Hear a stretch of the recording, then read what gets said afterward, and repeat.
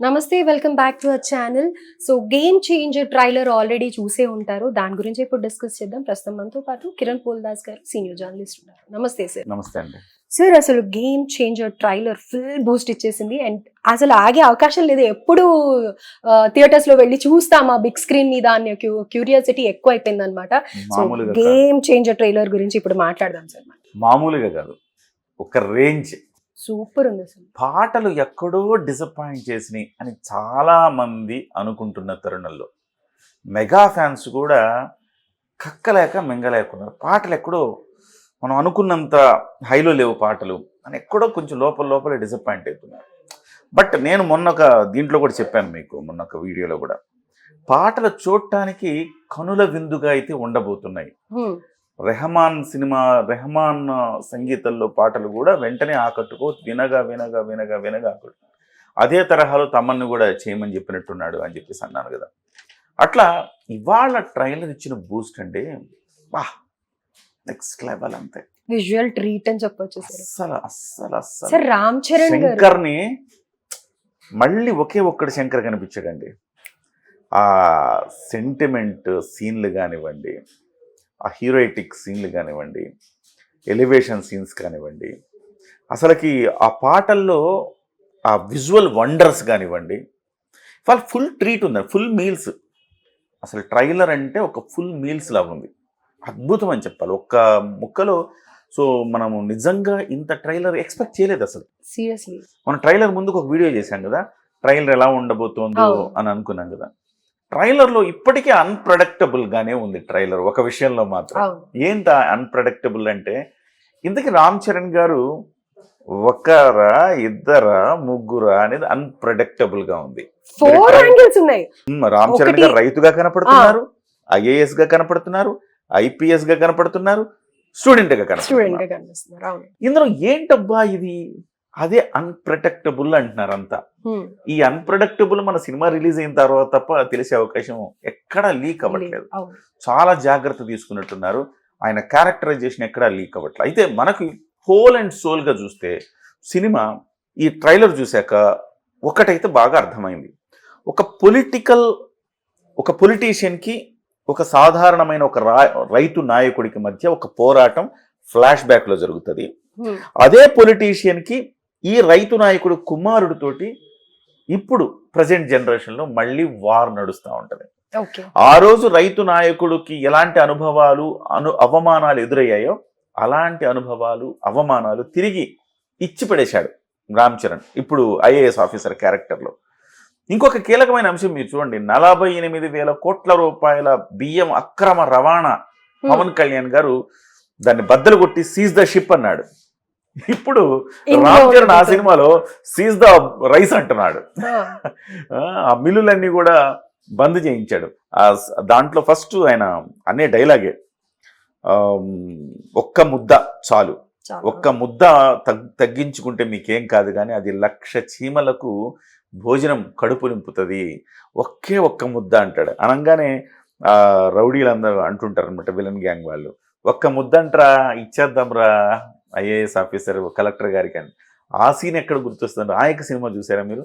నాయక్ సినిమాలో చాక్లెట్ ఇచ్చి పంపించేస్తూ ఉంటారు అనమాట అందరికి. వాళ్ళ ఆస్తులు రాసుకొని చాక్లెట్ ఇచ్చి పంపిస్తుంటారు అందరినీ, రౌడీలందరినీ. ఆ సీన్ గుర్తొచ్చింది. ఆ తర్వాత ఫ్లాష్ బ్యాక్ ఎపిసోడ్లో ముఖ్యంగా ఒక్కడి సినిమాలో అర్జున్ గారి ఇల్లు బాంబు పెట్టి పేల్చేస్తాడు. పేల్చేస్తే ఏంటి మనం ఉండాలా, మనం అసలుకి ఏంటి ఇలా జరిగిపోయింది అనే ఒక బాధలో ఉన్నప్పుడు ఒక అతను వచ్చి, ఒక వికలాంగుడు వచ్చి, అన్న నువ్వు రావాలన్న రాజకీయాల్లోకి అంటాడు. సో అలాంటి సన్నివేశం మళ్ళీ ఇవాళ ఈ ఫ్లాష్ బ్యాక్ ఎపిసోడ్లో ఆయన ఇల్లు మంటల్లో కాలిపోతున్నప్పుడు రామ్ చరణ్ గారి పెర్ఫార్మెన్స్, ఆయన ఫోన్లో ఏడ్చే సన్నివేశం కావచ్చు, అది అసలు పీక్స్ అని చెప్పాలి. రామ్ చరణ్ గారిని మళ్ళీ రంగస్థలంలో వాళ్ళ అన్నయ్య చనిపోయినప్పుడు ఏడుస్తున్న సన్నివేశం అని చూసారా? అది అసలు సుకుమార్ గారట అక్కడ అలా చూస్తూ ఉండిపోయారట, కట్టు కూడా చెప్పలేకపోయారట. ఆ ఎమోషన్లో అలా చూస్తుండిపోయారట. అది లాగ్ అయిపోతా ఉంది, చూస్తుండిపోయారు. ఎవరు కట్ చెప్పట్లేదని అందరు ఎవరో గుర్తించి అప్పుడు కట్ చెప్పాయట. సో అంతలాగా జీవించారు ఆ సన్నివేశంలో. అలాంటి మళ్ళీ ఒక సన్నివేశం, బరువైన సన్నివేశాలు చాలా కనపడుతుంది ఈ సినిమాలో. Flash back episode goose bumps అని చెప్తా ఉన్నారు మొదటి నుంచి. అది డెఫినెట్గా ఈ ట్రైలర్లోనే అది మనకు కనపడింది. ఇక పాటలైతే నెక్స్ట్ లెవెల్. చిత్రీకరణ వినటానికి అట్లా ఉన్న చిత్రీకరణ మాత్రం నెక్స్ట్ లెవెల్ అని చెప్పాలి. అలాగే ట్రైలర్లో ఇంకో కీలకమైన విషయం కనపడింది. ఈ మధ్య కాలంలో ఈయన మిస్ అయింది శంకర్ గారు. ఇప్పుడు కామెడీ ట్రాక్ ఆయన ఒక ప్రత్యేకమైన కామెడీ ట్రాక్ కూడా పెట్టినట్టున్నారు. అది సునీల్ గారు, తర్వాత వెన్నెల కిషోర్, బ్రహ్మానందం వీళ్ళందరితో పాటు కలిపి ఒక ప్రత్యేకమైన ట్రాక్ కాలేజీ ఎపిసోడ్లో ఒక నెక్స్ట్ లెవెల్లో ఉన్నట్టుంది. కాలేజీ ఎపిసోడ్ అయితే చాలా బాగా వచ్చినట్టు కనపడుతుంది. ఒక సైడ్ కాలేజీ ఎపిసోడ్ వస్తుంది, ఒక సైడ్ పోలీస్ ఆఫీసర్ డ్రెస్ వేసుకొని వస్తూ ఉన్నాడు, ఒక సైడ్ ఐఏఎస్ ఆఫీసర్ కనపడుతున్నాడు, ఒక సైడ్ రైతుకు కనపడుతున్నాడు. ఓవరాల్గా అన్ప్రెడిక్టబుల్గా ఉంది. బ్యాక్గ్రౌండ్ స్కోర్ అండి తమ చించేశాడు, అద్దర కొట్టాడు. మనకిప్పుడే ఇలా ఉంటే థియేటర్లోకి వెళ్ళిన తర్వాత బ్యాక్గ్రౌండ్ స్కోర్లో ఆ సన్నివేశాలు చూస్తుంటే అసలుకి మామూలు ఎక్స్పీరియన్స్ రాదనిపిస్తుంది నాకు. ఇప్పటికీ జనం అంతా కూడా ఇక నిన్న మొన్నటి వరకు ఏదైనా చిన్న చిన్న శంకలు ఉంటే అవన్నీ తీసేసి Sankranti block buster game changer ఉండబోతోంది అని చెప్తున్నారు. విమర్శకులు కూడా ప్రశంసిస్తున్నారు అంటే మీరు అర్థం చేసుకోండి. యూట్యూబ్లో వెతకండి, చాలా మంది మెగా దురభిమానులు కొంతమంది ఉంటారు. వాళ్ళందరూ కూడా మెగాస్టార్ ఫ్యామిలీ మీద ఎప్పుడు కూడా కొంచెం లో చేసి మాట్లాడుతూ ఉంటారు. అలాంటి విశ్లేషకులు కానీ, అలాంటి అనలిస్టులు కానీ, ఈ సినిమా రివ్యూలు చేసేవాళ్ళు కానీ ఈ ట్రైలర్ చూశాక నో వర్డ్స్ టు సే అనమాట. వాళ్ళే అన్నట్టుగా ఈ ట్రైలర్ ఉందని చెప్పాలి. సూపర్గా ఉంది ట్రైలర్. ఇంకా మనం చెప్పాలంటే అంటే మీరు చూడండి, గతంలో తన తండ్రికి ఎదురైన అనుభవాలను ఇవాళ తన తండ్రి ఆ పొలిటీషియన్ ముందు వచ్చి కూర్చుంటే ఆయన ఎట్లా అవమానకరంగా బిహేవ్ చేశాడో అదే ఇప్పుడు కొడుకు క్యారెక్టర్లో ఉన్న ఐఏఎస్ ఆఫీసరు రామ్ చరణ్ గారు అదే పొలిటీషియన్ వచ్చి కూర్చున్నప్పుడు అలాగే బిహేవ్ చేస్తాడనమాట. ఈ రివెంజ్ తీర్చుకునే సీన్లు కానివ్వండి, ఎస్పెషల్లీ హెలికాప్టర్ నుంచి హైలైట్ అని చెప్పాలి. హెలికాప్టర్ నుంచి పంచె కట్టుకొని వచ్చి కత్తి పట్టుకొని దిగే సన్నివేశం ఉంటుంది. Goose bumps elevation. నేను అడుగుదామని అనుకున్నాను ఎంత బాగుంది అని. అసలు మీరు చెప్తుంటే నేను మర్చిపోతున్నాను. ప్రతి ఒక్కటి నాకు కళ్ళ ముందు వస్తుంది. బాబు నిజంగానే అది హెలిప్యాడ్ సీన్ అయితే అల్టిమేట్ ఉంది. సో ఓవరాల్ గా శంకర్ రామ్ చరణ్ లుక్ గురించి కూడా మీరు పాత శంకర్ ని చూసినట్టుగా ఉందండి. ఓవరాల్ లుక్ అంటారా మన పవన్ కళ్యాణ్ రామ్ చరణ్ గారిది. శంకర్ గారు అయితే అబ్బురపోయారు. శంకర్ గారు కానీ రాజమౌళి గారు కానీ ఐఏఎస్ ఆఫీసర్ అంటే ఇట్లే ఉంటారు అన్నట్టుగా అంత పర్ఫెక్ట్గా సెట్ అయిపోయాడు ఐఏఎస్ ఆఫీసర్ క్యారెక్టర్కి. బహుశా ఐఏఎస్ ఆఫీసర్ క్యారెక్టర్లో రామ్ చరణ్ ని తప్ప ఇంకెవరిని ఊహించుకోలేం అన్నంతగా.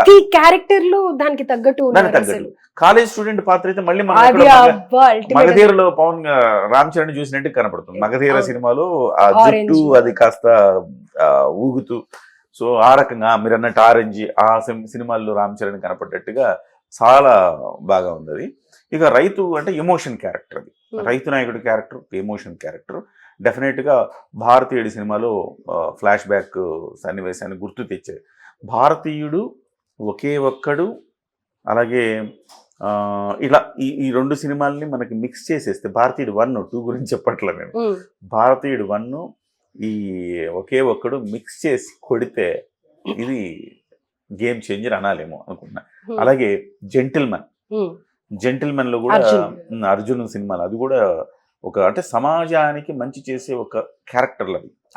సమాజం ప్రజల కోసం తపన పడే క్యారెక్టర్లు. అలాంటి ఒక సమాజానికి ఒక మంచి మెసేజ్. ఇవాళ మనం నిన్నటి వరకు మనకు తెలియదు పవన్ కళ్యాణ్ గారు 48,000 కోట్ల అక్రమ రవాణా బియ్యం పట్టుకున్న సీను ఈ సినిమాలో ఉందన్న సంగతి మనకు తెలియదుగా. ఈ ట్రైలర్లో రివీల్ అవ్వగానే ఎక్స్పెక్టేషన్స్ పెరిగిపోయినాయి. సో సమకాలీన రాజకీయ అంశాలని బాగా టచ్ చేశారు. సో